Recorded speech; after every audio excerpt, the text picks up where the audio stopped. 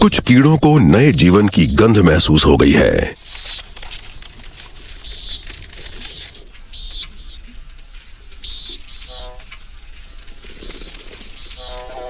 New Mexico के जंगलों में जन्मे इन वेस्टर्न डायमंडबैक रैटल स्नेक्स के आसपास या तो कुदरत की चुनौतियां हैं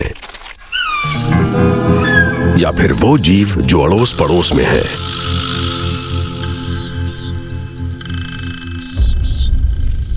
एक मिनट पहले जन्मे इन नवजातों ने जीवन की लड़ाई शुरू कर दी है।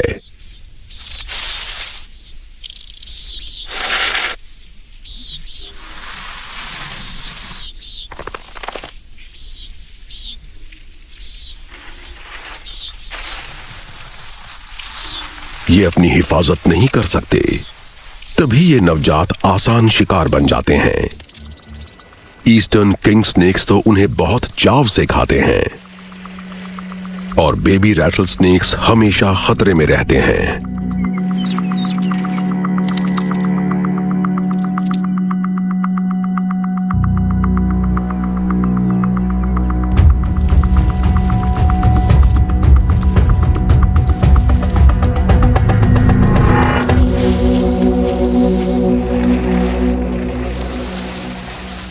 थेल्मा ने दुश्मनों को बता दिया है कि वो आसपास है। इस खास ध्वनि से ये प्रजाति पहली चेतावनी देती है। इसका मतलब है कि खतरे की घंटी बज चुकी है। इसे अमेरिकन साउथ वेस्ट में फैले रेगिस्तान का सिग्नेचर साउंड माना जाता है। युवा सांप हर कुछ महीने में अपनी केंचुली उतारता है, लेकिन रैटल स्नेक में कुछ खास है। उसकी पूंछ के सिरे पर एक छोटे से बटन जैसा कुछ होता है। इसी को जब वो जोर से हिलाता है तो खास ध्वनि पैदा होती है। जब भी वो अपनी केंचुली उतारता है तो वो बटन जैसा कुछ बढ़ जाता है, जिसका असर ध्वनि पर भी पड़ता है। 2000 साइकिल्स पर सेकंड पर ऑपरेट करने वाली इनकी शेकर मसल्स किसी को भी हैरानी में डाल देंगी। एक दिलचस्प बात और है, ये मसल्स कभी थकती नहीं हैं और ये सिर्फ अपनी फुल कैपेसिटी पर काम करती हैं, ना ऊपर ना नीचे। इसी तरह का मसल कंट्रोल थेल्मा को उसके अफ्रीकन कजन से जोड़ता है,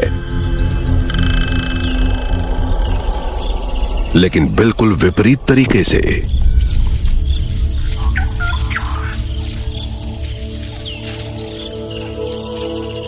वेलवेट एक वेस्ट अफ्रीकन गबून वाइपर है। ये खामोशी के साथ अकेली रहती है। इसके होने ना होने का पता नहीं लगता। अपनी खास त्वचा के कारण ये जंगल में आराम से कैमोफ्लाज हो जाती है। इसका शांत स्वभाव और खूबसूरती एक छलावा है। ये बेहद घातक है। ये किसी ट्रेन्ड किलर से कम नहीं है। इसका मसल कंट्रोल लाजवाब है और इसके सब्र की कोई सीमा नहीं है। ये शिकार के लिए कई दिनों, हफ्तों या महीनों तक बिना हिले डुले इंतजार कर सकती है और फिर अचानक हमला बोल सकती है। ये 5 सेंटीमीटर लंबे नुकीले दांतों से लैस है। किसी और वाइपर के न तो इतने लंबे दांत होते हैं और न ही कोई और प्रजाति इतनी बड़ी और भारी भरकम होती है।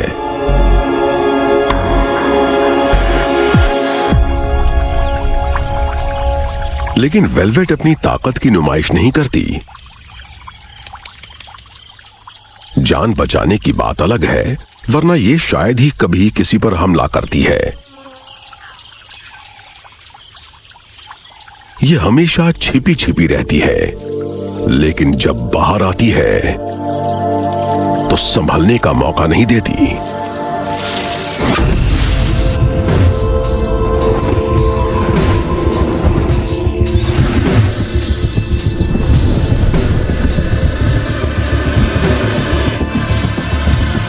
बेशक वेलवेट और थेल्मा अलग अलग कॉन्टिनेंट्स पर रहती हैं, लेकिन दोनों अस्तित्व की लड़ाई लड़ रही हैं और अपने परिवार को बढ़ाना चाहती हैं,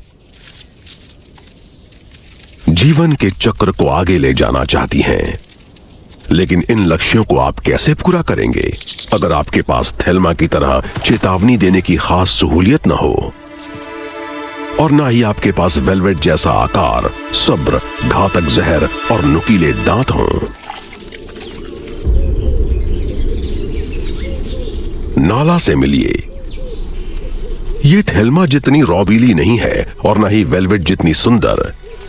ये छोटे वाइपर के ग्रुप से आती है। ये एक पफ एडर वाइपर है।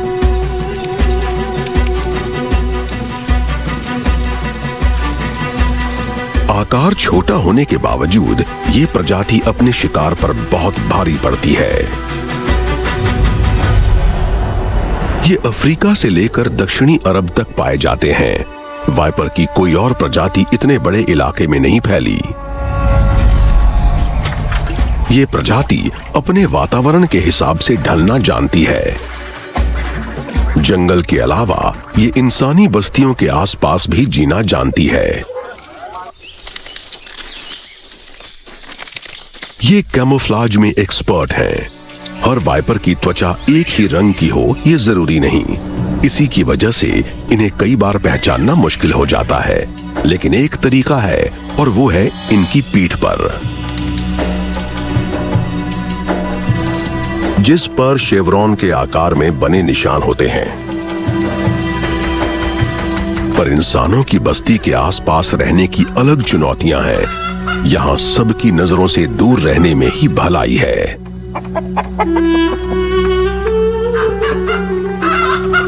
वेलवेट किसी का शिकार बने उसकी संभावना बहुत कम है।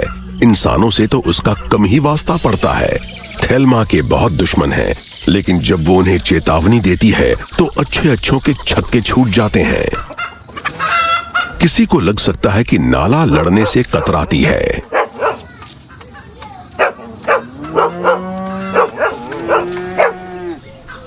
ये खतरे का सामना अलग तरह से करती है। ये छिपने की जगह ढूंढ लेती है। पर अगर उससे बात नहीं बनती तो ये हमला करने में कोई संकोच नहीं करती।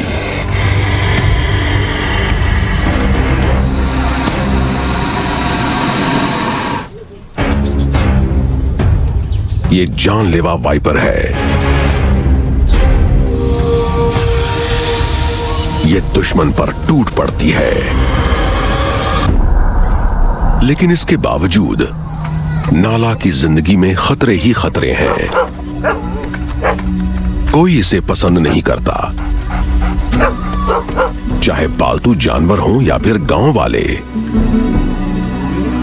जब ये अपने आसपास किसी खतरे को महसूस करती है तो ज्यादातर वाइपर की तरह ये भागने का नहीं सोचती।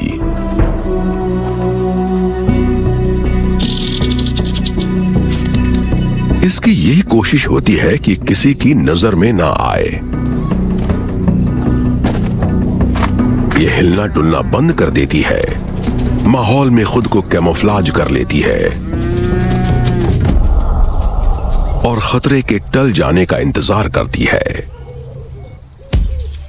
लेकिन अगर किसी नए खतरे ने सिर उठाया तो, और वो भी ऐसा जो उसे सूंघ कर ढूंढ सकता हो।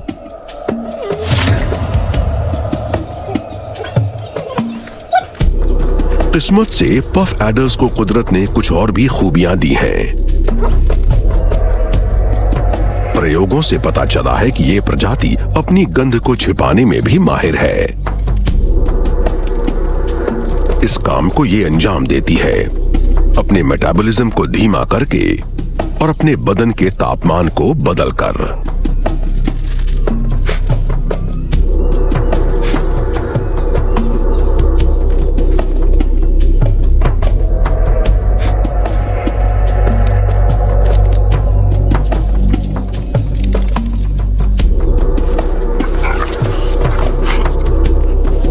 बिना कोई सुराग छोड़े नाला चंपत हो गई है।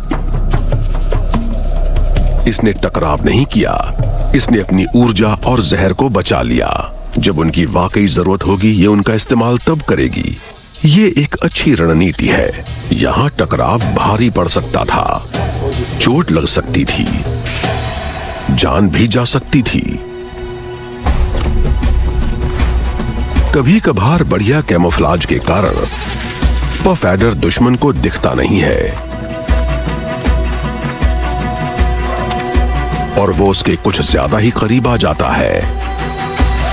ऐसे में वो वाइपर अटैक का शिकार हो जाता है।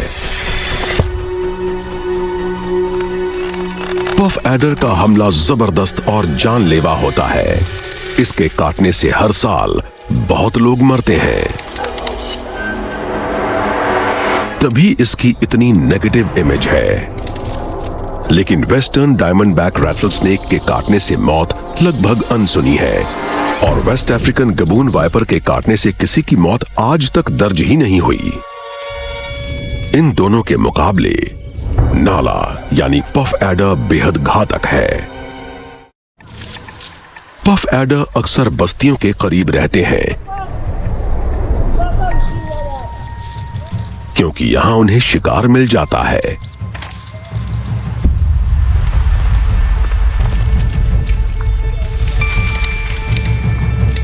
लेकिन ये जहरीले वाइपर्स इंसानों के लिए खतरा हैं।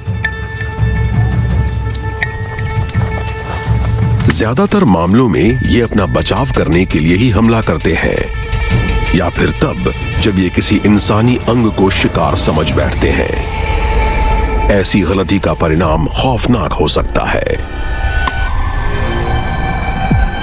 पफ एडर का जहर मुख्य रूप से साइटोटॉक्सिक होता है।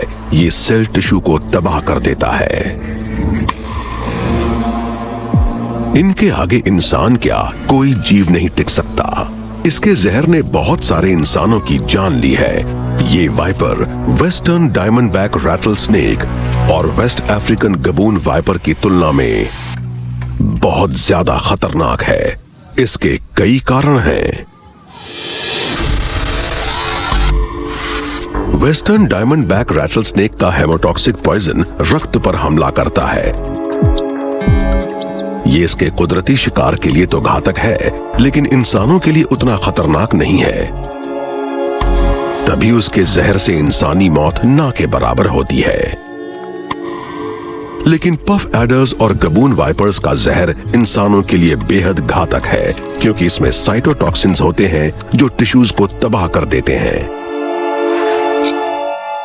अगर पफ एडर के जहर की मात्रा कम भी हो तो भी वो गबून वाइपर से ज्यादा असरदार होता है।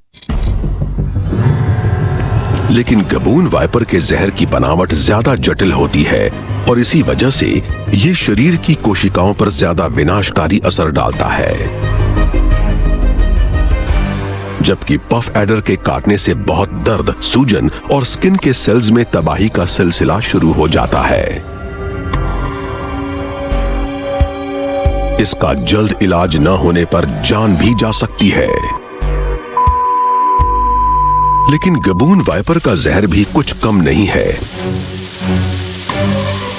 इससे शरीर में छोटे छोटे खून के थक्के बन जाते हैं जिनकी वजह से ऑर्गन फेल हो सकता है। जहर में मौजूद न्यूरोटॉक्सिन्स नर्वस सिस्टम पर हमला बोलते हैं, माइकोटॉक्सिन्स मस्कुलर टिश्यू पर और कार्डियोटॉक्सिन्स हार्ट पर।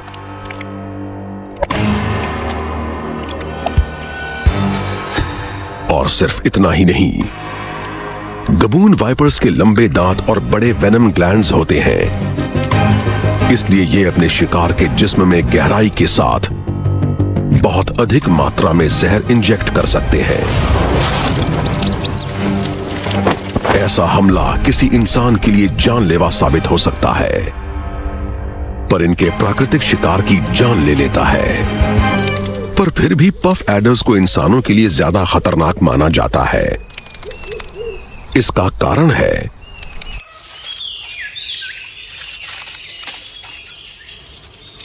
दरअसल गबून वाइपर्स का इंसानों से कम ही वास्ता पड़ता है।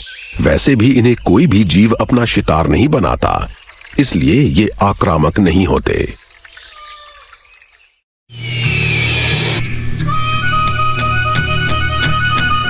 अमेरिकन साउथ वेस्ट में जीवन आसान नहीं है।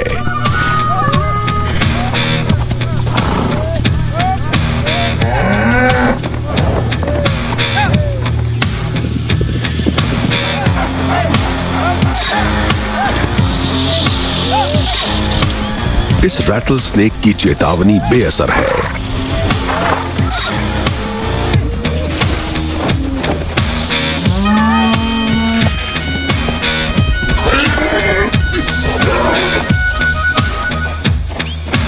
यहां अस्तित्व कायम रखने के लिए छिपे रहने में ही भलाई है।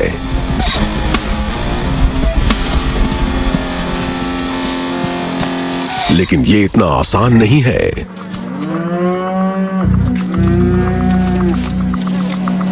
चारों तरफ खतरे हैं, सभी चौकन्ने रहते हैं। इस male western diamondback rattlesnake का नाम है कोडी।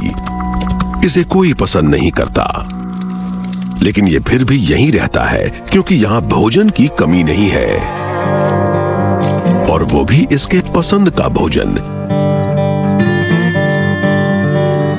इसलिए यहीं रहने में फायदा है, चाहे छिपकर ही क्यों ना रहना पड़े।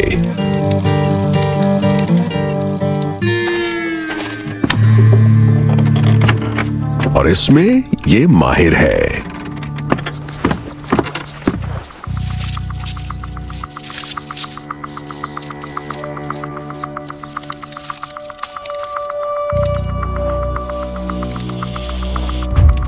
लेकिन सिर्फ यही बात इसे सफल शिकारी नहीं बनाती। अंधेरे में शिकार करना ज्यादा सुरक्षित है।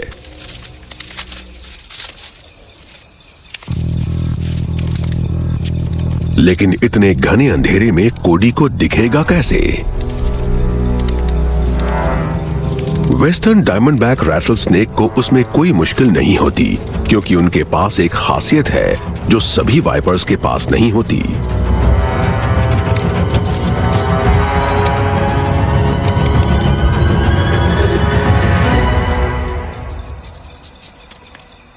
ये है थर्मल इमेजिंग। जिन वाइपर्स के पास ये खासियत है, उनकी नाक के दोनों छिद्रों के बाजू में विशेष प्रकार का सुराख होता है, जिसके भीतर कुछ खास अंग होते हैं जिनसे वो हीट को महसूस कर सकते हैं। इन अंगों का तापमान इनके शरीर के बाकी हिस्सों की तुलना में लगभग 36 डिग्री फ़ारेनहाइट कम होता है।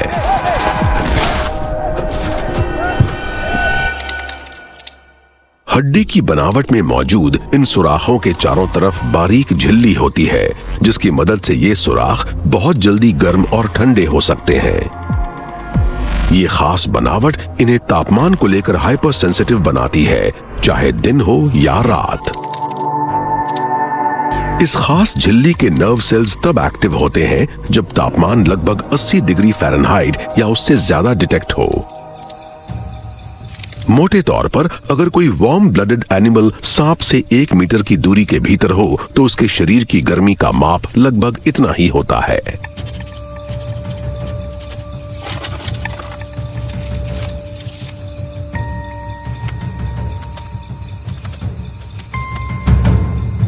कोडी अपने शिकार को अंधेरे में भी ढूंढ लेता है,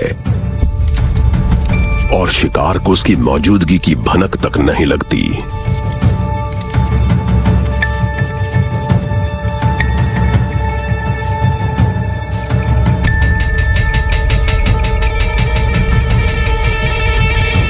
लेकिन ये क्या?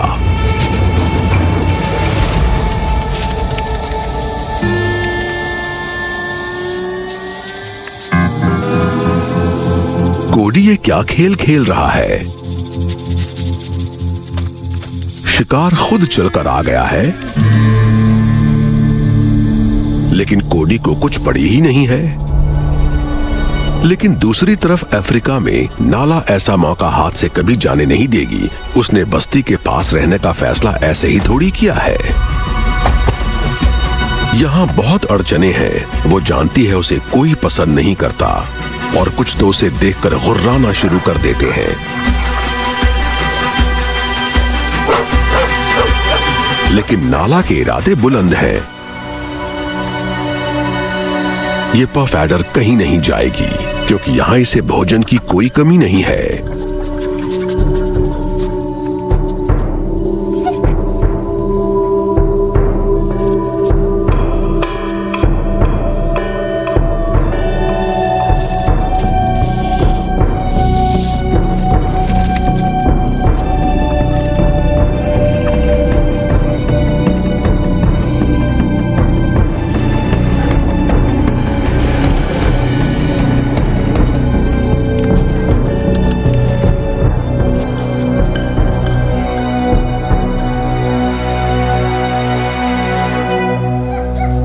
घात लगाने की सही जगह मिल गई।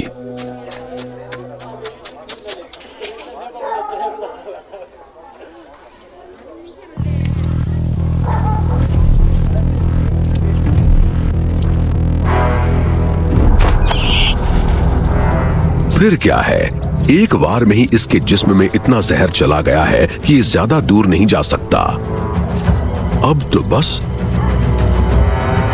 उसके पास जाओ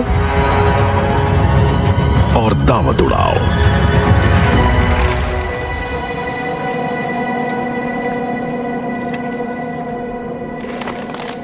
लेकिन एक शिकार से क्या होगा? अभी तो पार्टी शुरू हुई है। दूसरी तरफ वेलवेट भी भूखी है, लेकिन इस गबून वाइपर के काम करने का तरीका बिल्कुल अलग है।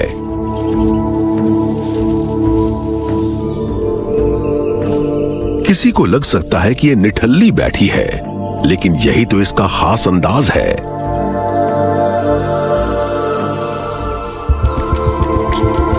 सही वक्त आने पर ये अपने शिकार पर बिजली की तरह टूट पड़ेगी।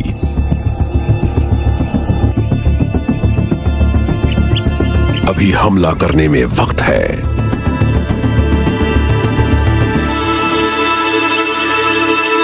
सांपों के पास शिकार करने के लिए ज्यादा कुछ नहीं है। न तो इनके पास शिकार का पीछा करने के लिए पैर है, न ही पकड़ने के लिए पंजे, न ही मांस फाड़ने के लिए दांत। लेकिन ये रणनीति बनाने में उस्ताद हैं, तभी तो इनकी गिनती सबसे खतरनाक शिकारियों में होती है। और गबून वाइपर्स की तो बात ही कुछ और है। इनका सब कुछ जंगल है। इन्होंने जंगल के हिसाब से खुद को ढाल लिया है। इनकी पीठ पर बने जटिल पैटर्न और रंगों की वजह से ये जब चाहें पत्तों के ढेर में गायब हो सकते हैं।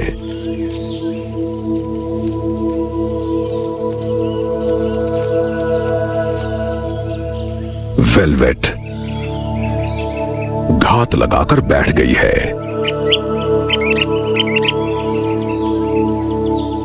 अब ये हिलेगी नहीं। जरा भी हरकत से शिकार को उसके होने का पता लग जाएगा। शायद किसी को लगे कि वेलवेट बस आराम कर रही है, लेकिन इस तरह बिना हिले डुले बने रहने के लिए जबरदस्त मसल कंट्रोल चाहिए। इस प्रक्रिया को एक्टिव स्टिलनेस कहते हैं। घात लगाते वक्त वेलवेट को बिल्कुल स्थिर रहना होगा, लेकिन साथ साथ इसकी मसल्स को किसी भी पल अचानक एक्शन के लिए तैयार भी रहना होगा। ऐसा करने के लिए ऑल्टरनेट मसल बंडल्स या तो एक्टिव या फिर रिलैक्स्ड रहते हैं। ये लगातार रोटेट करते हैं ताकि मसल टोन बना रहे और कोई एक मसल बंडल थके नहीं। इस तरह वेलवेट अपनी ऊर्जा को बचाए रखती है ताकि सही वक्त पर वो जबरदस्त हमला कर सके। वो जानती है कि उसे सिर्फ एक ही मौका मिलेगा। शिकार दोबारा कब आएगा उसमें हफ्तों महीनों लग सकते हैं।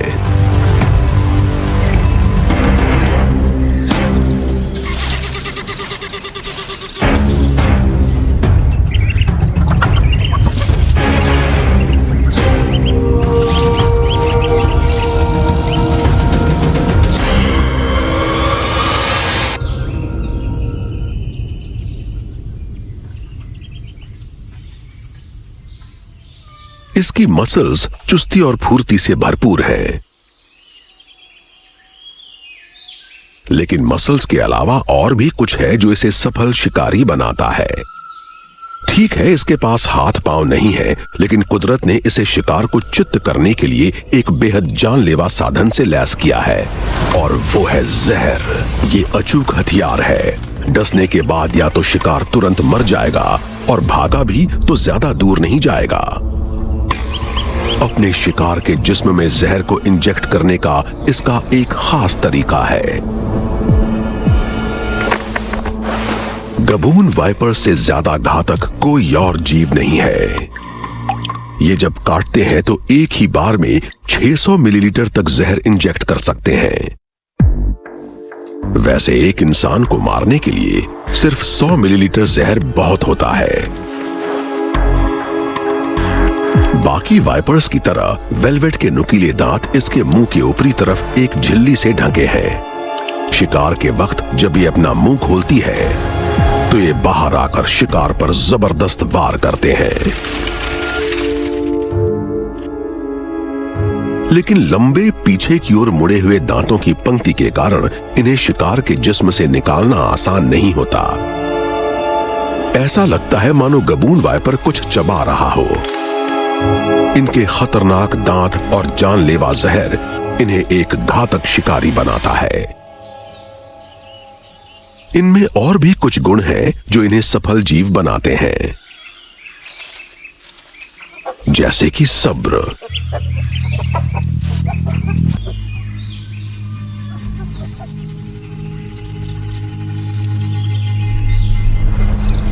दस मिनट में शिकार का काम तमाम हो गया है। लंच रेडी है।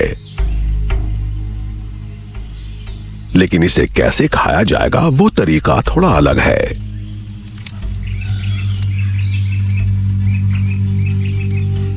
पर हां, खाना कम नहीं पड़ेगा है। दरअसल उसके जबड़े बेहद लचीले होते हैं। वो हड्डी नहीं बल्कि लिगामेंट्स, मसल्स और टेंडन से जुड़े होते हैं। इस वजह से सांप अपने जबड़े को स्वतंत्र रूप से हिला सकता है और उसे बड़े से बड़े शिकार को निगलने में ज्यादा मुश्किल नहीं होती।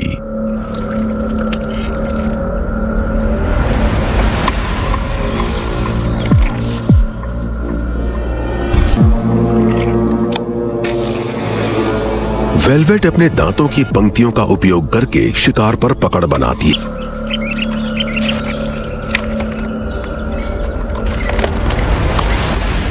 वैसे भी खाने में बहुत वक्त लगने वाला है।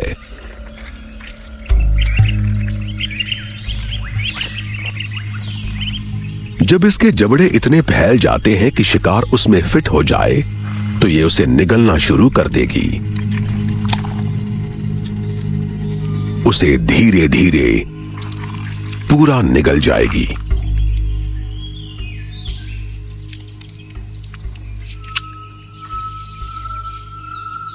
इस बार बहुत बड़ा शिकार पकड़ा है। अब इसे कुछ हफ्तों या शायद महीनों तक खाने की जरूरत नहीं पड़ेगी। यहां खेत में कोडी अभी भी भूखा है।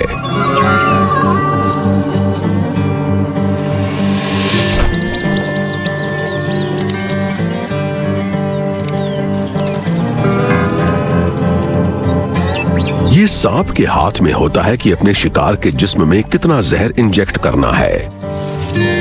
कई बार तो सांप सिर्फ चेतावनी देने के लिए अपने शिकार को काटता है।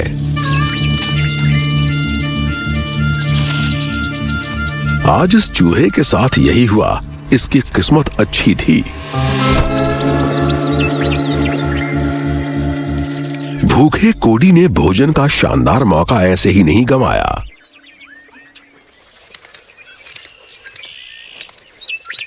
धीमे मेटाबॉलिज्म की वजह से उस बड़े चूहे को पचाने में इसे कई दिन लग जाएंगे, और वैसे भी ये वक्त है एक्शन का।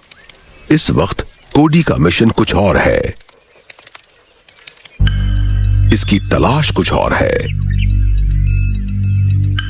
इसे भोजन की नहीं,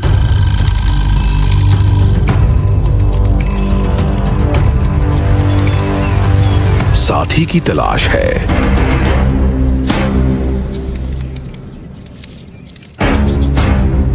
और अब ये सीधा उस चट्टानी इलाके में जा रहा है जहां थेल्मा रहती है, लेकिन कोई इससे पहले पहुंच गया है।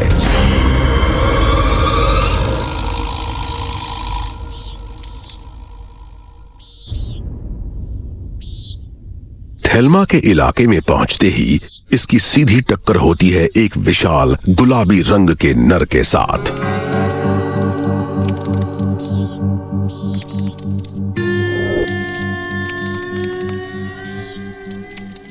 बिना लड़ाई के बात नहीं बनेगी। कोडी इस गुलाबी नर से जरूर टकराएगा। वो थेल्मा के लिए कुछ भी करेगा।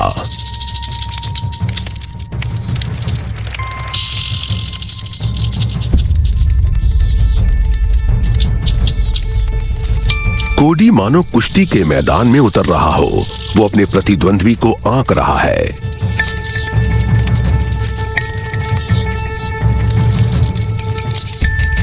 अब देखना यह है कि पहला दांव कौन लगाता है।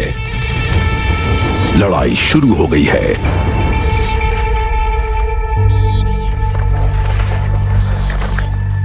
दोनों एक दूसरे में गुथना शुरू हो गए हैं।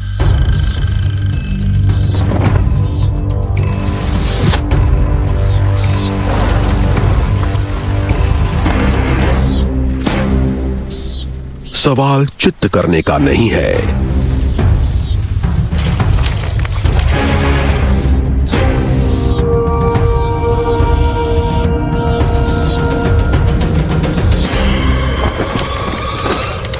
सवाल है वर्चस्व किसका होगा।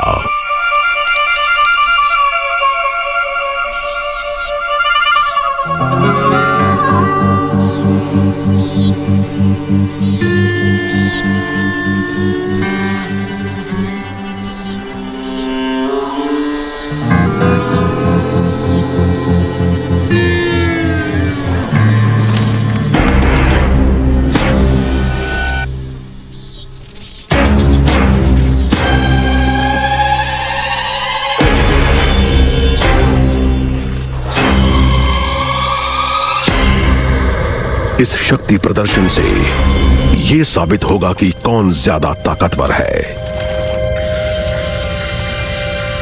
लेकिन विजेता को चोट नहीं लगनी चाहिए, वरना वो मादा से मिलन कैसे करेगा।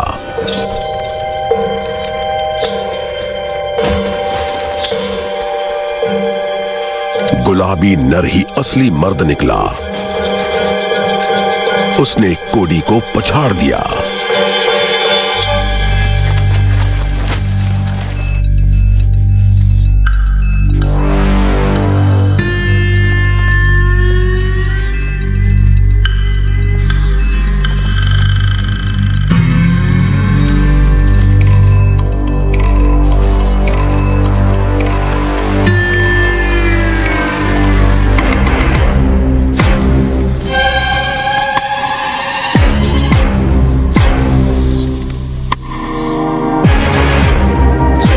गुलाबी नर ने कोडी को अपने वजन के नीचे दबा दिया है।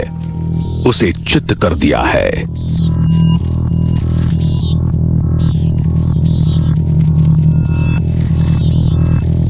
इस हार ने कोडी को मैदान छोड़ने के लिए मजबूर कर दिया है।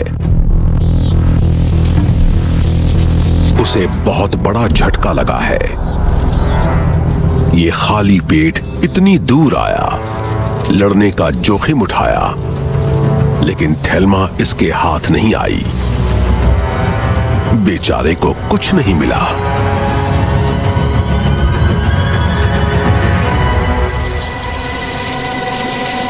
पर गुलाबी नर को भी कुछ नहीं मिला।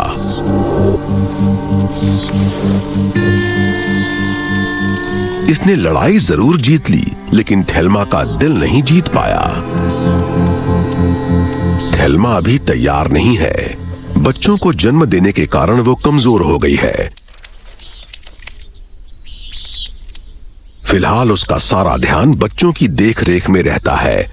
वो शिकार पर भी नहीं जा पाती। एक बार बच्चे बड़े हो जाएं, अपने रास्ते निकल जाएं, फिर वो अपनी खोई हुई ताकत को दोबारा पा सकती है और मेटिंग के बारे में सोच सकती है। गुलाबी नर चाहे जितना मर्जी लाड़ प्यार दिखा दे, उससे कोई फायदा नहीं होने वाला। ये गुथे हुए जरूर दिख रहे हैं, लेकिन थेल्मा की फटकारती पूंछ नर को जाने का इशारा कर रही है।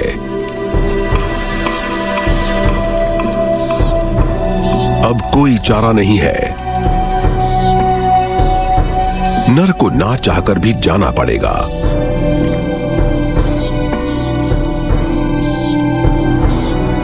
इसे अपनी किस्मत कहीं और आजमानी होगी।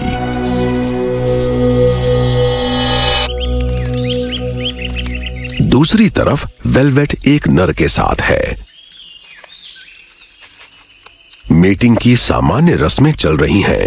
नर वेलवेट के जिस्म को रगड़ रहा है, अपनी थूथन से उसे छेड़ रहा है।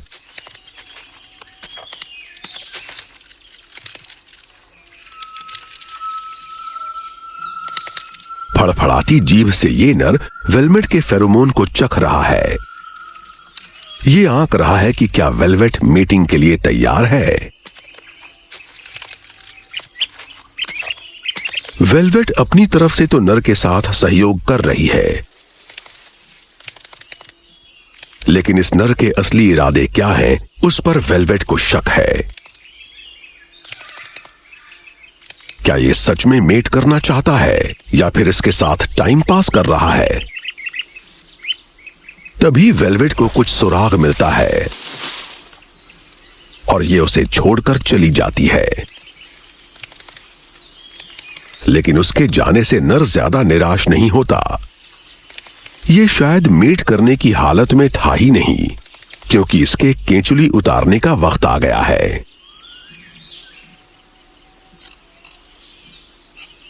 सांप साल में कई बार अपनी केंचुली उतारते हैं। इस खास अवस्था के दौरान मेट करना असामान्य है।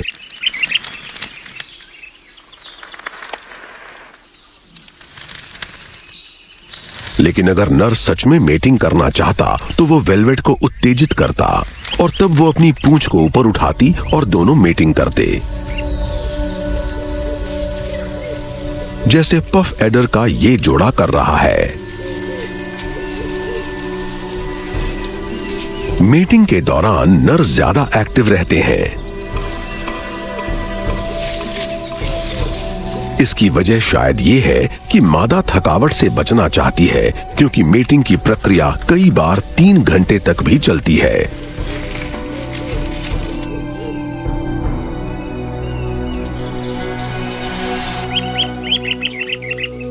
लेकिन प्रजनन का सारा दारोमदार मादा पर होता है।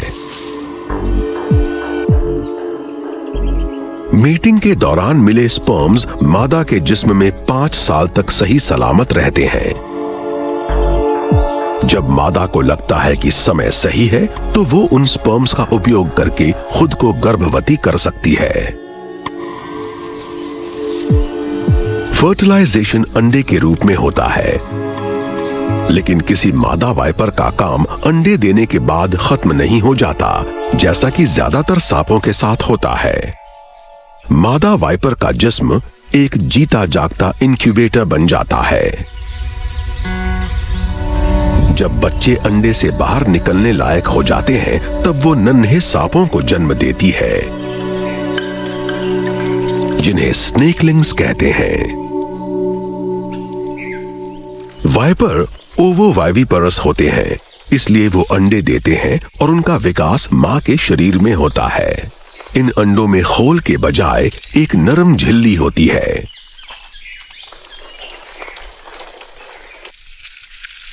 माएं बढ़ते एम्ब्रियोज एम्ब्रियोज के साथ पोषक तत्व साझा करती हैं या नहीं, ये कहना मुश्किल है। इसलिए नाला के लिए महीनों तक 20 से ज्यादा अंडों को ढोना कुछ अटपटा सा लगता है। लगातार बढ़ते हुए एम्ब्रियोज को ढोने का काम कोई मां ही कर सकती है। जैसे जैसे वो भारी होती जाती है, मां के लिए शिकार करना मुश्किल हो जाता है। पूरा आहार ना मिलने से कमजोरी आती है, जैसे कि थेल्मा के साथ हुआ था। लेकिन अपने बढ़ते हुए एम्ब्रियोज को ढोकर नाला और थेल्मा ने अपने बच्चों को अस्तित्व और जीवन संघर्ष का बेहतर मौका दिया है। वाइपर माओ के जीवन में सिर्फ मुश्किलें नहीं, कुछ और भी रंग हैं। नाला को देखिए, उसने बच्चों को जन्म दे दिया और मां की सारी जिम्मेदारियां पूरी कर ली हैं। अब न तो उन बच्चों को दूध पिलाना है और न ही उनकी देखभाल करनी है या कोई ट्रेनिंग देनी है। इसके 20 बच्चे हैं, सोचिए इसकी क्या हालत होती अगर इसे ये सब भी करना पड़ता। इसकी और बुरी हालत हो सकती थी, क्योंकि सांप प्रजाति का रिकॉर्ड तो एक बार में 156 बच्चे पैदा करने का है। लगभग 2 हफ्ते के होने के बाद नाला के बच्चे अपनी केंचुली को पहली बार उतारेंगे, फिर सभी अपना अपना रास्ता पकड़ लेंगे।